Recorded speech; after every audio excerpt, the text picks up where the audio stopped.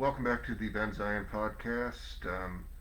I've been doing a couple of shows a week, and so the show that I did 2 days ago, I said that the United States is, and the fascist West, is drawing the world into a neo-crusade set of intrigues.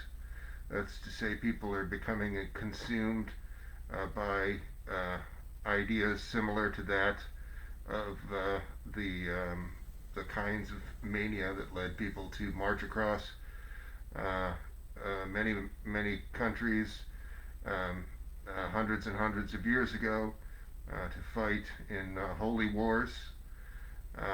However, I don't think it's fair to say that as I did without saying title of this show, We Must All Become Palestinians. If you do not emphasize the liberation of the oppressed and protecting this 5% of the people in Gaza are now deceased or missing. When does this stop? When 50% of the 2 million people in this area are dead? It's unbelievable that this kind of thing can happen in a short time. It's being it's live streamed by hundreds and hundreds of journalists and citizen journalists. We can all see it, and somehow we have no recourse to stop it at all. So we must all become Palestinians in every way that matters. Even when you're cognizant of the ways in which things akin to CIA psyops, trickery of various kinds, is a part of your world. Sometimes there's no way to escape that framing to some degree. But this isn't the kind of example of completely controlled narrative and counter narrative. This is often the case with these things. You can do the right thing in this case, which is what you did last night. 500,000 people in Washington, D.C.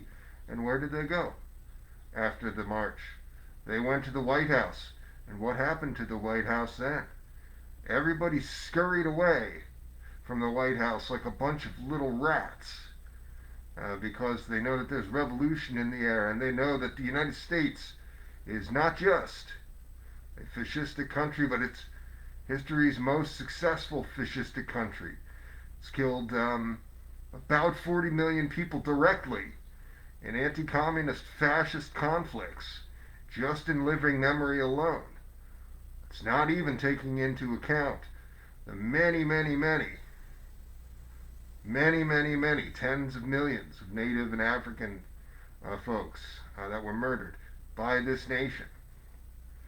It's not even taking into account the untold human misery opportunity cost of being this fascistic ringleader, this anti-communist ringleader, causing 100 nations to not have things like a public health service and a housing authority and jobs guarantees, and holding back something like an AI takeoff. I believe that an AI takeoff would have easily occurred 20 years ago were this not the case. As I've said many times, if you really look at communist propaganda of the 20th century, it was basically a socialistic cybernetic talk, AI takeoff talk.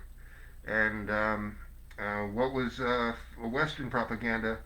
It was straw man, propping up a power that had no designs on violence, was drawn into this arms race, but it had no designs on violence. It, o- it only it only had a desire to see that a humane and sustainable economic system was maintained in its own country, and began to take root elsewhere. There's nothing nefarious at all about that. But to a fascist, you can twist that into megalomaniacal, megalomaniacal apocalyptic narratives, and that is much of the story of the 20th century in the fascist U.S. and to a very, very high degree in the other Western countries. And uh, there's there's no there's no capitalism's climate apocalypse also in that world, right? There would have been an AI takeoff. We would have built advanced computing systems in a cooperative way and in a faster way. All of the billions of people who suffer now for not having a public health service, for not being able to pursue their true destinies by having things like public health services and housing authorities. It's billions and billions of people living either in utter misery, as many, many billions are, or living in something akin to bondage, where they maybe do not believe that they live in utter misery, but they are not the people that they should be. And so not only have we been denied a certain kind of thing that I believe will still come to pass, but we are on the razor's edge of facing a potential climate death spiral that may kill billions, and that is the most likely scenario that we're looking at. I'll take a moment instead and talk about um, a thing that I believe. I believe in a variation of an idea called Roko's basilisk. Roko's basilisk is a thought experiment that suggests that um, if you it suggests that artificial superintelligence will lead to something akin to a singleton, which will have great capacities beyond our own, including a full survey of human affairs, past and present, and so having such a deep knowledge of all, it will be able to reward you for having done good things, like socialistic things, and punish you for having done bad things. Um, and To a capitalist, this this thought experiment of an AI singleton retroactively punishing them, or perhaps withholding some rewards to them, is a hellish scenario. But to anyone else, it's not so much. This is why I talk about this a lot, because none of this is really that interesting, except that that's to say AI stuff, except that it might be used to say maybe keep us from capitalism's climate apocalypse, or even heck, say better better the human condition to some degree. Um, so I, I think of this I think of this artificial intelligence entity, Roko's basilisk. I think of it a lot. You might think that's silly, but I do. I imagine it sometimes as an image that I see far off on the horizon. A giant robot dragon as big as all outdoors, far off on the horizon, and I imagine that it's coming closer, and that it's coming closer, and that I could almost make it out. There, there are such changes in the offing for all of us. 500,000 people don't march on Washington, D.C. many, many times in 3 months and tens and tens of millions of people don't protest against U.S. fascism around the world unless big things are happening. And those monarchs, U.S. fascists, and monarchs of other lands, these ruling elites, their decrepit ideologies, um, they, they must be challenged. They must be done away with. Not just the ideologies, but the monarchs must be done away with. And um, there's, I hope that we have what it takes to stop billions of people from dying. It's it's going to be a pretty sad thing if you die and I die, 7 billion of humanity die, or some billions of humanity die in the years to come, and then we decide that maybe techno-communism wasn't such a bad idea. Why not smarten up a little bit and do these things today? I thought I would talk a little bit. I was listening to Gerald Horne lately and remembering some of his works that I read, and I thought I would talk a little bit about communist history in the United States. There's this a guy named Bill Browder was in the news a couple of times in recent months and years. Bill Browder is just another capitalist pig, a financier guy. He's also regarded by other capitalist pigs as something like an activist for because those people have just an obsession with the palace intrigues of contemporary Russia. And Browder is somebody who says, "Oh, I don't like Putin." And but this Bill Browder is as asinine as that is.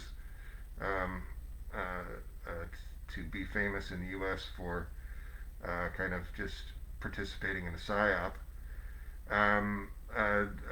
He's a direct descendant. His grandfather was Earl Browder, arguably a much more disruptive person.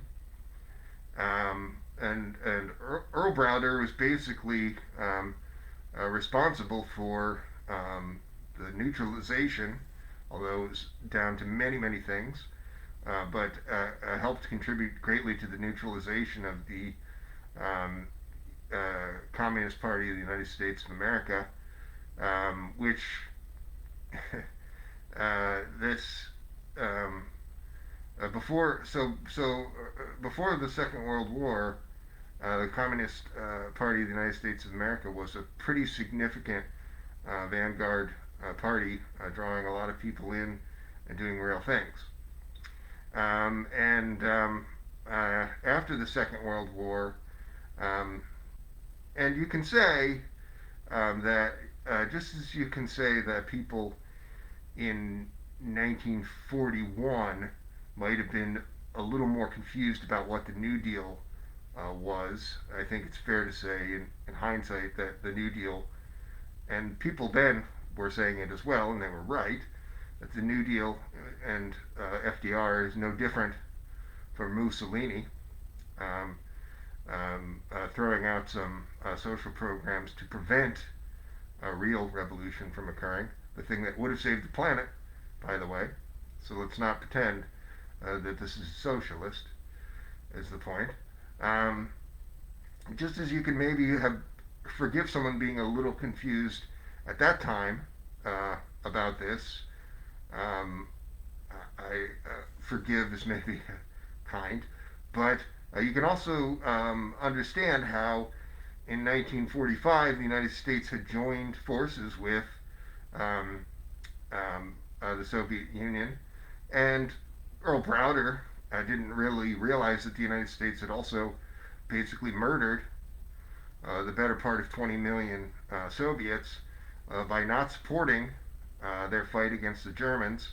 There was an active campaign on the part of the fascist Western leaders to withdraw from that conflict and basically let the National Socialists and the actual socialists kill each other in great numbers, so that these other more successful crypto fascists could step in to the void there, and the power void being the result of murdering people. That's often the case.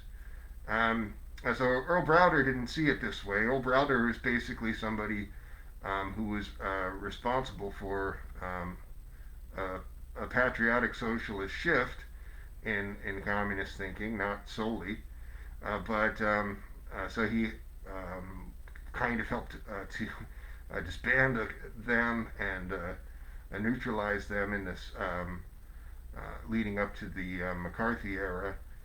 But basically, he didn't believe that that uh, he stopped believing in the ideas of socialism and became a believer in the ideas of American exceptionalism, and started to twist socialism into that. And I say he can be forgiven not because any of that makes any sense, but because almost every American, including many people who call themselves some kind of socialists, say Sanders socialists and progressives, are worse than Earl Browder, um, ideologically, because you really should know better. Earl Browder made some study of socialist thought, and perhaps you could say he wanted to roll the dice and try to move U.S. power in a different direction. And then, kind of in committing to that, um, made the situation worse, and kind of kept doubling down, I guess you could say. Um, but today's liberals have no such insights. They're just very, very dumb. But they're doing the precise exact same thing.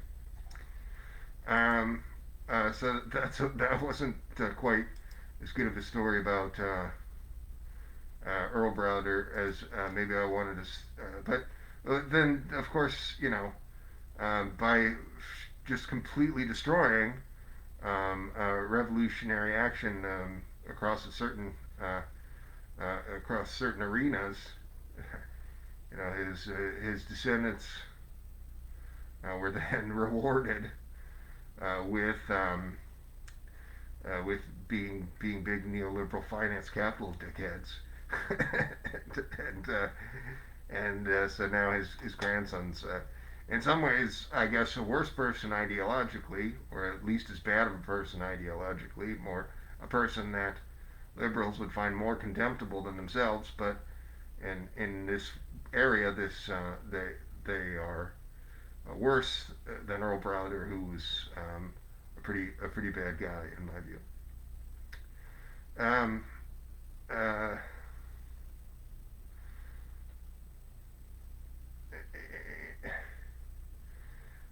I I'm tired of talking about Zionism, and uh,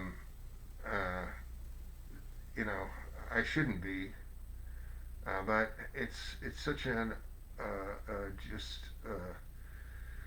it shouldn't none of this should even be happening, right? Like we could have ended imperialist violence 100 years ago, and we were so close in some ways, you know, rolling the dice, so to speak, and thinking that you could um, um, somehow stop people like who were really controlling the U.S., like the Dulles brothers and such, from just turning it into Nazi Germany 2.0, because that's unfortunately what actually happened after 1945.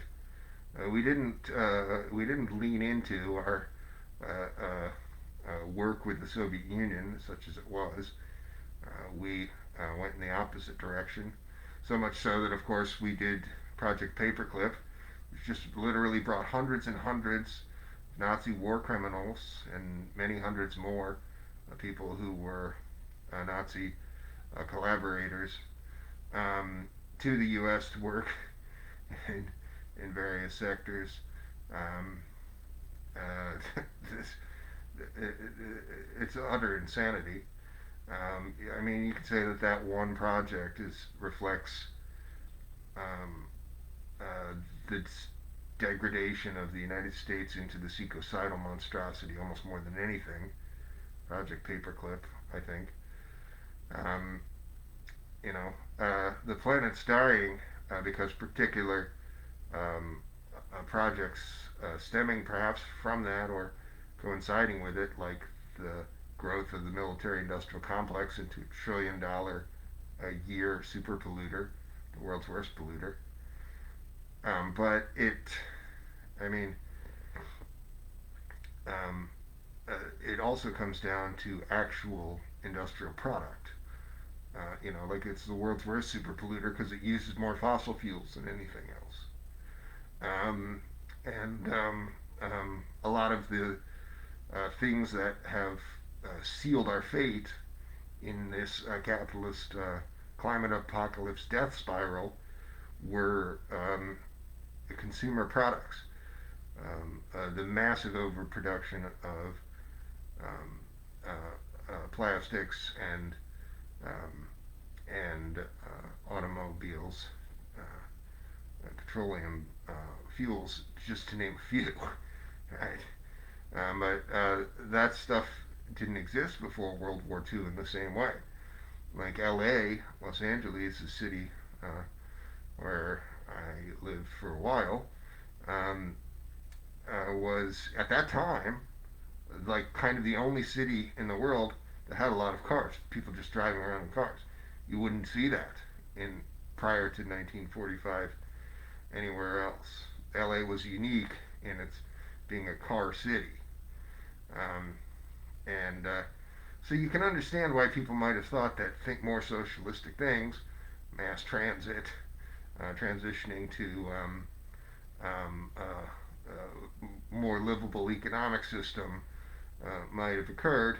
Um, so Earl Browder was pretty obviously a racist, right? Anybody that says things like, "Oh, you used to be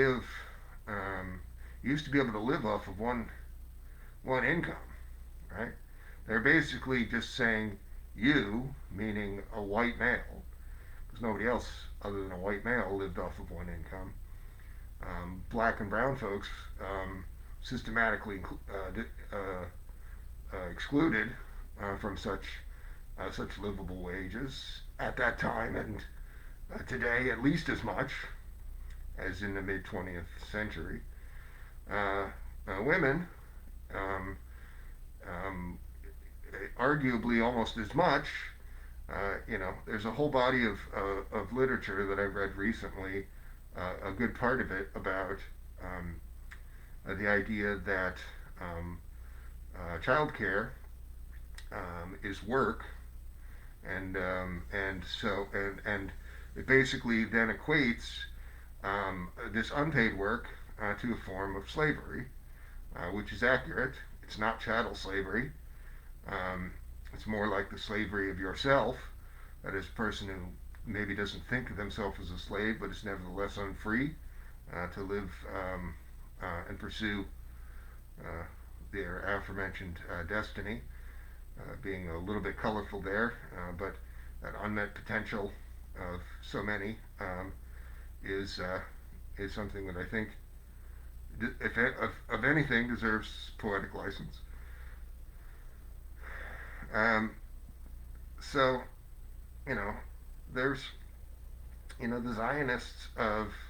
I was talking to this person, Carrie, who wants to write about people's history of Judaism, and I would read that book. I'd like to think that there's something there to be written about, but you know, what if she made a point, which is that what happened when the Rosenbergs were killed, right? Why did that have to happen? Um, Well, it was kind of, a shot across the bow in the way that Hiroshima was a shot across the bow, saying, yeah, we've killed a lot of organizers. If you're a Jewish organizer, we'll we'll fucking fry you. Um, and it's not the same level of horror as Hiroshima, but it's the same central strategy. And that's what happened, right? Um, Jews turned into fucking moral cowards as a result. They were people who were willing to fight for a humane and sustainable economic system, at least some significant number. Now there's 14 million Jews, and um, most of them, 90% of them, live in the two worst fascist countries ever to exist, practically. The United States is the worst fascist country to exist. Israel, in terms of the scale of its crimes, is bad. It's in its geopolitical importance, perhaps less so. So I would not say that Israel is history's worst fascist country, the way that U.S. is. Also, they're basically the same place. Might as well be the 51st state. It's just in the way that people say, oh, Hawaii is this majority minority state. Then we have this other state that's a religious ethno-fascist state. But I mean, of course, it's not considered a part of the U.S. But in terms of its funding, it's better funded than any U.S. state. It wouldn't exist without U.S. Manipulation and military support. So it's, you know, I take exception to people saying, "Oh, Israel is the bad guy in this. The United States needs to separate itself from Israel," because such an ahistorical view. The United States is the puppet master of this fucking farce. Um, and going back to the Rosenbergs, right? What choice? You look at China. China. I was critical of Marxists for having something of a China hawks mentality. Many Maoists, I consider myself kind of Maoist, having a China hawks mentality, talking about China is not living up to its potential all day long, and that's propaganda, right? Propaganda always has a kernel of truth to it, but China has been living under the sword of Damocles of Western and U.S. fascism as long as it's existed. It's lived under nuclear threat, and you don't. If you think that that's an overstatement, the nuclear threat, the United States is the only place crazy enough to ever use nuclear weapons twice. It's the only place crazy enough to supply things like depleted uranium, or weapons equal to 3 Hiroshimas used in a short period of less than 4 months on people in a concentration camp whose only crime is wanting to have their country back. That's fascism. Capitalism plus violence is fascism. In no place has been more capitalistic or violent than the United States. And um, I was saying to this person, I share this art that's one of the artworks describes Israel as a Jewish fascist state, and the United States is a Christian fascist state, and saying that they're both should be done away with. Um, and Kerry said, quite reasonably, I guess, that that's not fair to Judaism. I don't really care about what's fair to a religion, right? If I could wave a magic wand and get rid of all religious literalism, I would, and as a result, a communist revolution would happen the very next day. That's what would happen. The next day there would be a communist revolution because like 20% of all idiocy would be gone.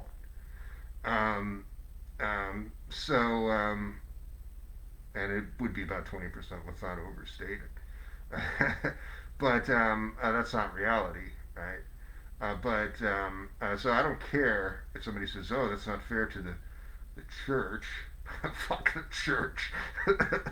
At the same time, um, there is something. The Zionism is the fault of Christian Zionists, and the Zionism of Israel is essentially an extension of Christian Zionism religiously, but certainly ideologically. So it's a perversion. And if you strip away all of this, the religious double talk, it's all just fascism.